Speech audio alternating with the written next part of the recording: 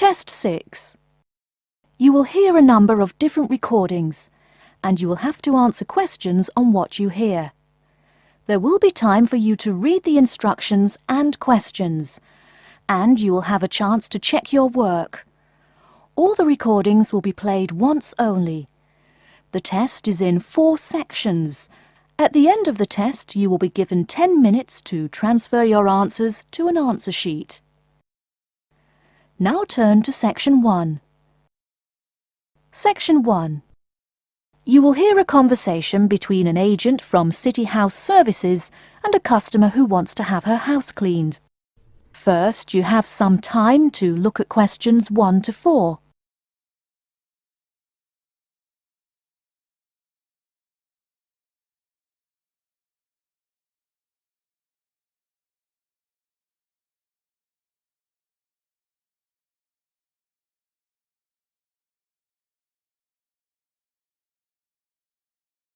You will see that there is an example which has been done for you.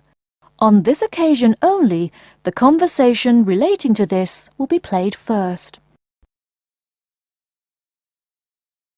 Good morning, City House Services. How may I help you? Good morning. I'd like to arrange to have my house cleaned. Certainly. I just need to ask a few questions. First, could I take your name? Yes, it's Barbara Hill. The woman says that she is Barbara Hill, so Barbara Hill has been written in the space. Now we shall begin. You should answer the questions as you listen, because you will not hear the recording a second time. Listen carefully and answer questions 1 to 4. Good morning, City House Services. How may I help you? Good morning. I'd like to arrange to have my house cleaned. Certainly. I just need to ask a few questions. First, could I take your name? Yes, it's Barbara Hill. Thank you. Next, is your house in London? Yes, it's in Kingston in southwest London. Okay, southwest London, and, what's the postcode?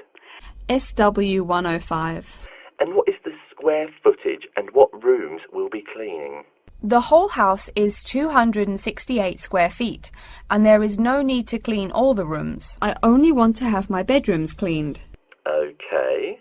How many bedrooms does the house have? 3 bedrooms. Oh no, sorry, we used to have 3 bedrooms, but we only have 2 bedrooms now. Are those single bedrooms or doubles? Doubles.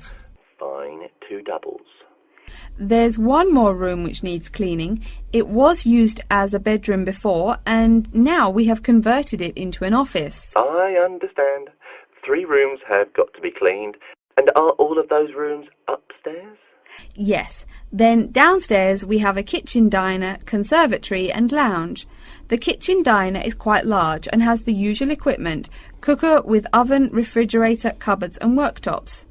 The conservatory has a lot of plants, but there's no need to take care of them. The lounge has a leather 3-piece suite and a large coffee table. Thank you. And do you keep any pets? Yeah, I really love keeping them. I've got 2 dogs and 3 cats. Okay, then if our staff come over to offer the service, please take your pets away. Have you looked at our service packages? Yes, I have one in front of me. Excellent. Before you hear the rest of the conversation, you have some time to look at questions 5 to 10.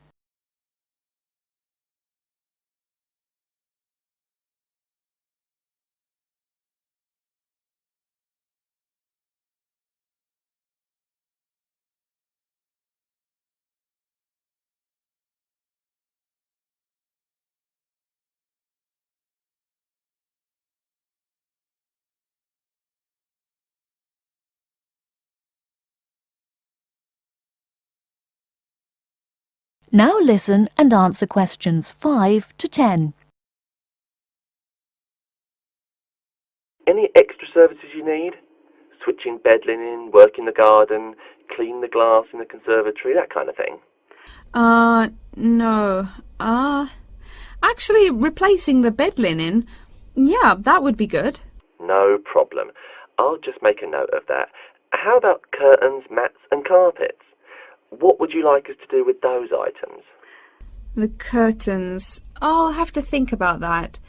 I think we should have the carpets cleaned really well every quarter. Mats can just be done with the laundry. Of course. How about clothes? We can have our staff wash and iron them, or we can have them taken to a dry cleaner. Washing and ironing. No, just ironing. That'll be okay. Okay, fine. I know quite a bit about what you want now. I should let you know that we're located on 12 Amy's Road.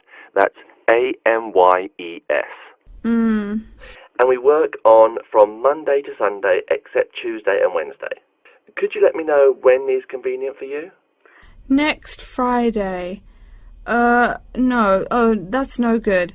My son invites his friends over in the afternoon that day. Perhaps next Thursday or next Saturday? Let me check. Okay, next Thursday. When is it convenient for us to come over and provide the service? Is it okay if we come in the morning? Or we may come in the afternoon. It depends on your schedule. I'm okay with any time. Just give me a call to let me know you're coming before you arrive. Sure we will. By the way, how long will it take for the service? We usually work 1 to 3 hours for house cleaning, and the work will take 3 hours at most. And of course, if it takes more than 3 hours, you should pay extra for it. Fine. So, let me just do some calculations. That is the end of section 1. You now have half a minute to check your answers.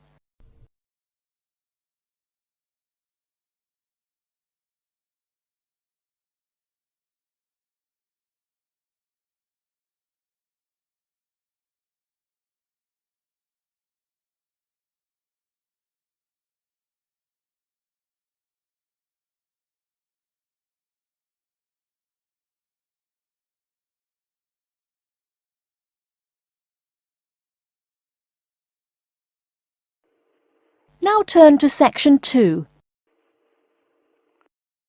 Section 2. You'll hear a talk by a security worker from Sydney Airport who is introducing the day-to-day operations of the Australian Quarantine Service. First, you have some time to look at questions 11 to 17.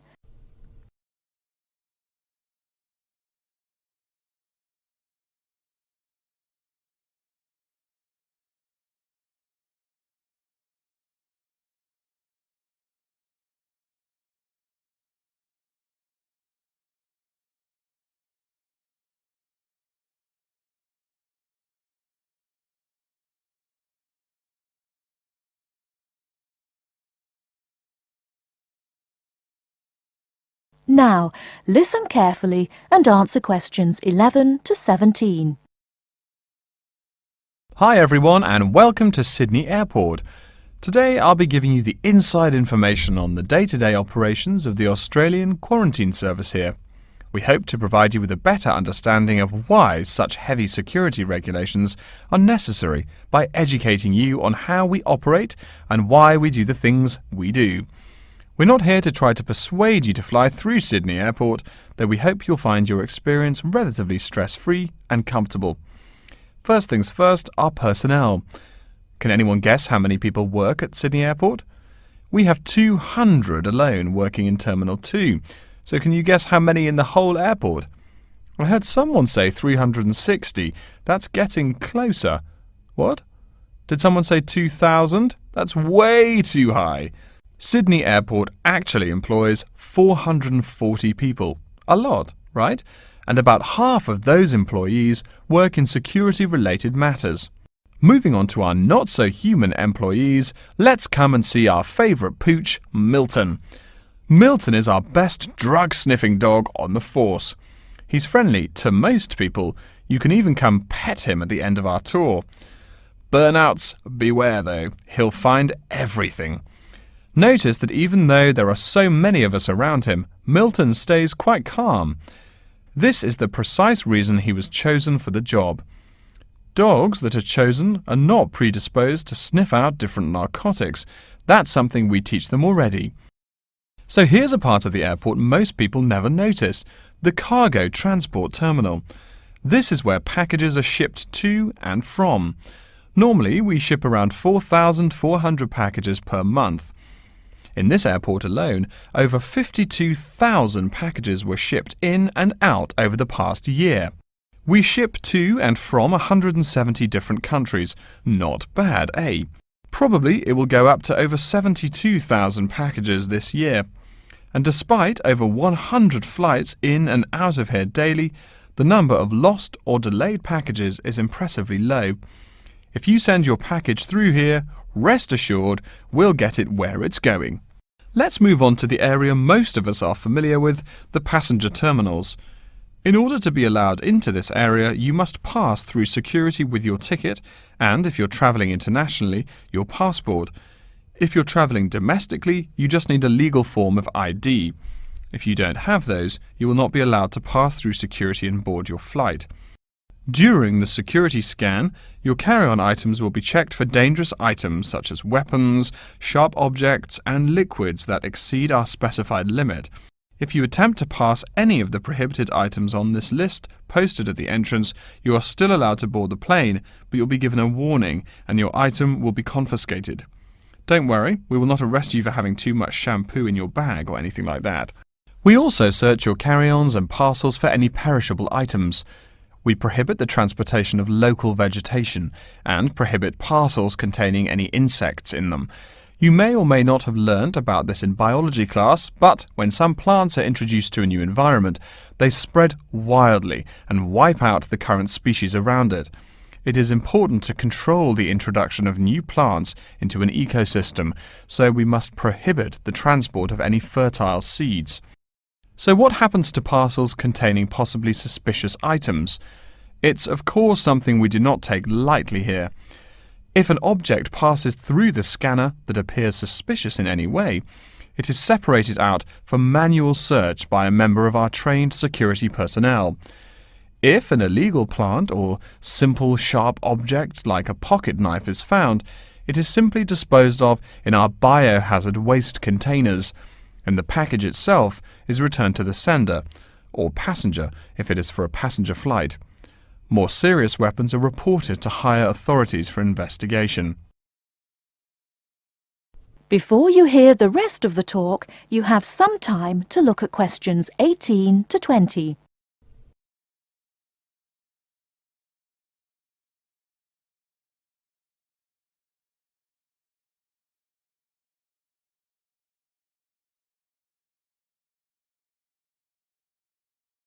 Now listen and answer questions 18 to 20.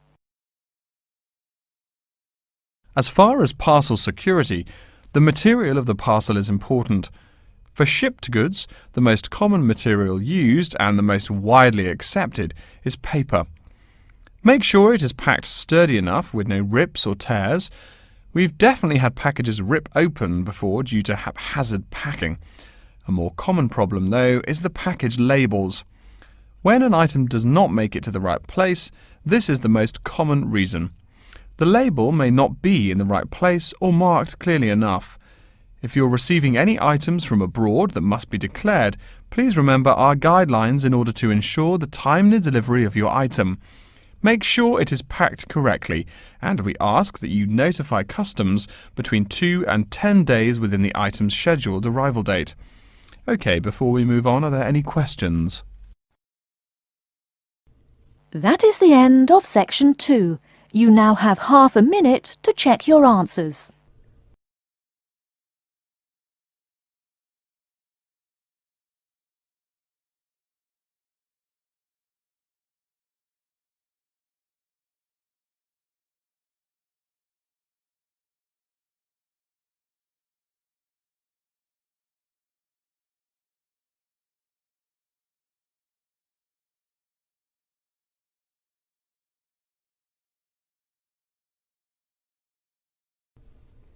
Now turn to section 3. Section 3. You will hear a librarian called Adam Smith talking to the students about how to use the facilities in the library. First, you have some time to look at questions 21 to 26.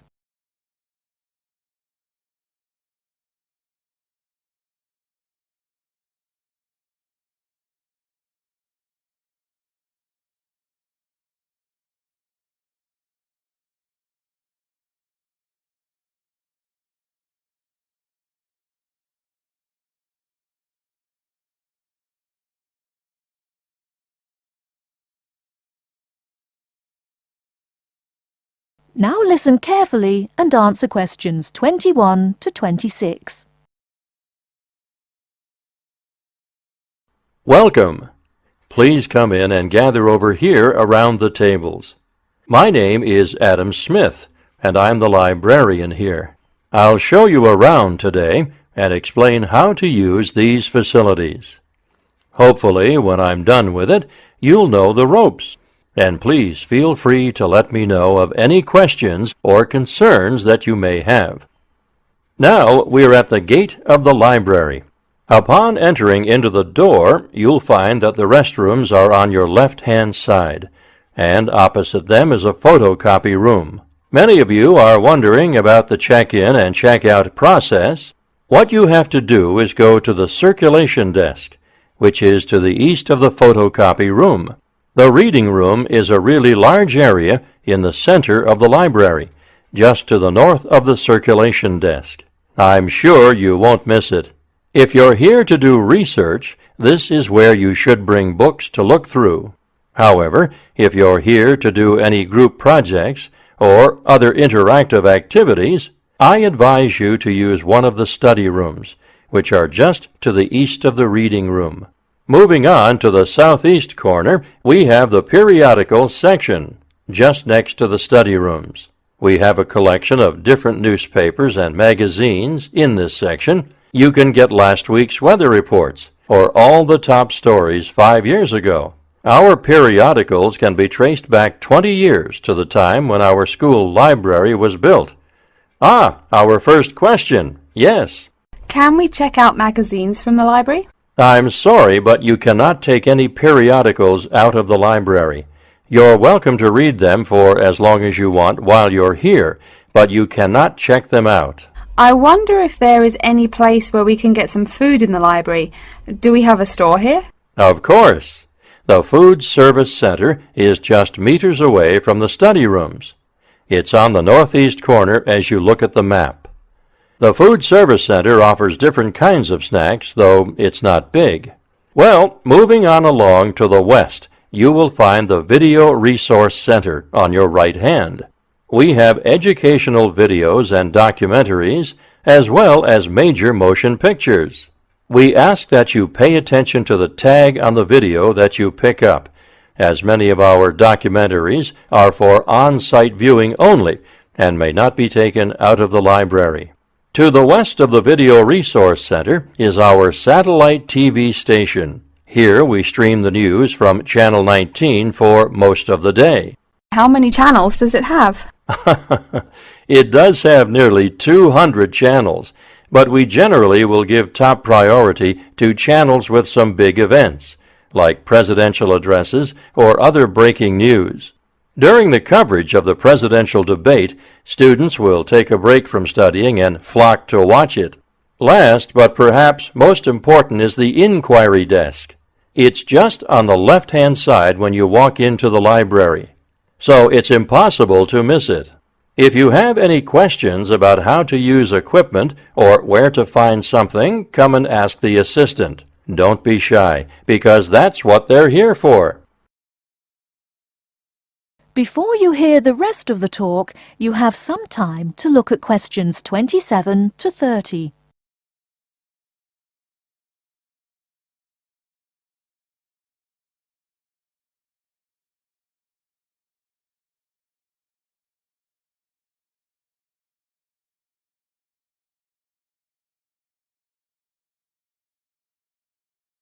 Now listen and answer questions 27 to 30. Speaking of questions, one of the questions we get asked is how to actually check out a book once a student has picked one out. If it's a fiction or non-fiction book, look for the pink and yellow checkout card inside the back cover of the book. You can also find information about the book on these cards, including its publishing date, genre, ISBN, and a log of dates it's been checked out before. Present this card to me or any library assistant, and we'll stamp it, and then the book can be kept for 3 weeks. You can find general information on a field of study by using one of our subject guides. We have them on paper here, but any of our computers will allow you to search within fields as well. What if the library doesn't have a resource we're looking for? Great question. I'm going to address that. Our library is a network with a number of other universities in the area. So if there is something you're looking for and it's available somewhere in the area, we'll be able to get it for you. However, there are universities which are not part of the network, so we do not share resources with them. If you want more information about the library and its resources, you'll find it in a labeled blue folder on my desk in the Enquiry section. Okay, so that's a lot of information all at once, and I don't expect you to remember it all. The most important thing is please be respectful of the staff, and if you need help with anything at all, come and ask me or one of the assistants. All right, any questions? That is the end of Section 3. You now have half a minute to check your answers.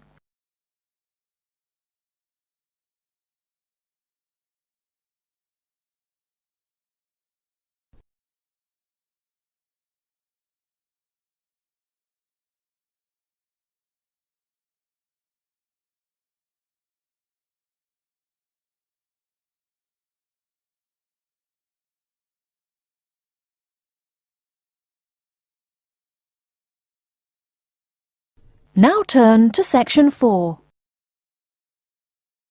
Section 4. You will hear a lecture about Crocodylus niloticus and its living habits. First, you have some time to look at questions 31 to 40.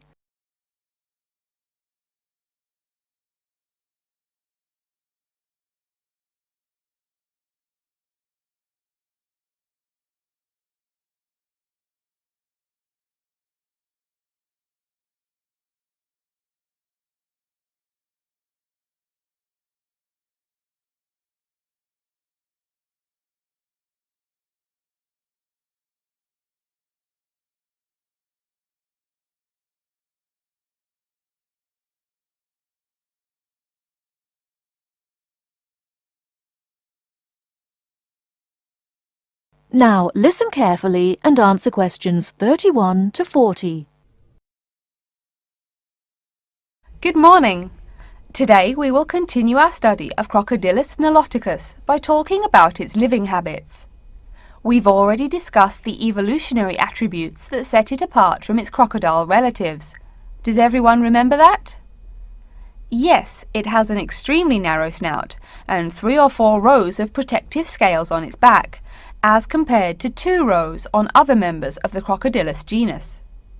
Let's take a look at how these carnivorous man-eaters live, where they live, and finally, whether they really deserve their vicious reputation. To start, I'd like to address a great question posed to me by a student during yesterday's office hours. We talked about the distribution of crocodiles in Africa and saw that they are highly concentrated in the south and west of the continent. This student noticed that on the map displaying the distribution of crocodiles across Africa, there were no crocodiles in the northern region, and found no mention in the literature of the existence of crocodiles in the north of Africa. Why might there be no crocodiles in North Africa? Let's save this question for later in the lecture. To find out more about the social habits of the African crocodile, one researcher named Tara Shine of the University of Ulster in Northern Ireland conducted a survey of the wetlands in Mauritania and received reports of 46 crocodiles living in one group, or float as we say when referring to crocodiles, though the usual number is a little less than half of that. In general, crocodiles are more highly concentrated in wet subtropical environments near bodies of water and rich vegetation. While South American crocodiles thrive in cool rainforests, the African crocodile is more equipped for heat. Though they can survive at the hot temperatures found in some deserts, they are not equipped to handle dry climates and thus cannot survive in places like the Sahara Desert of North Africa. As cold-blooded animals, crocodiles' core temperatures fluctuate from their average of 38 degrees Celsius as external conditions change. Thus, they need to avoid extreme temperatures. Others live an underwater life, keeping a body temperature close to that of the water. As their own unique method of regulating their body temperatures, some African crocodiles have made dens by digging holes in the ground to provide themselves with a cool, dark place to retreat from the hot African sun. Speaking of the hot African sun, let's go back to the question asked at the beginning of the lecture. We know that there used to be crocodiles in northern Africa, yet today there are none. What are some possible explanations for this? Some students have suggested that the African crocodile has evolved from a desert creature into a wetland creature, thus causing them to migrate south for more appropriate conditions. Others presume that the crocodile was hunted out of northern Africa by a fiercer predator. While these are intelligent guesses, the real story is a little bit different. The key to this migration is that the Sahara Desert did not always cover the north of Africa. About 8,000 years ago, the land was fertile wetlands, perfect for breeding crocodiles. Over time, though, the area dried out and the wetland slowly turned to desert, leading the African crocodile to migrate south to the marshlands they call home today. Some crocodiles did, however, adapt to living in dry conditions. In Mauritania, some crocodiles have learned to survive in an area where they can go up to 8 months with no water, by spending the driest of times in what's called a torpor, or short period of hibernation. To utilize every bit of rainfall, these desert crocodiles dig underground.